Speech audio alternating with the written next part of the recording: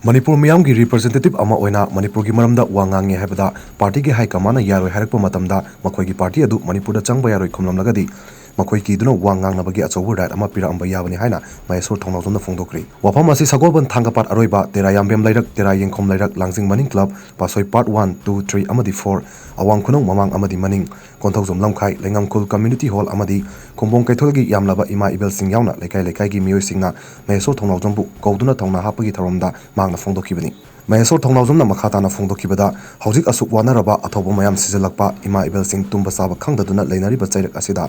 opposition na ruling na opposition hunaba matam nati masidi political solution pinaba pulap punsilaga agenda ama pukhatkadaba matamni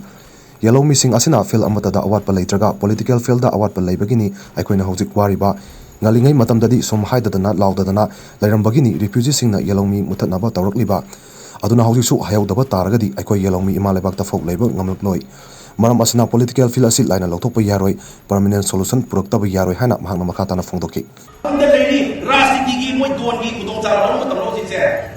mayam thagat ki mi nu nam apana chakla kanda ai gi thuru ki damakta ai gi yellow mi gi damakta ai gi imale ba ki damakta ai gi mai chai ko na law khai amana law bangam bagi law ba ya bagi moi da permission birak tragadi nangi part do nawa ki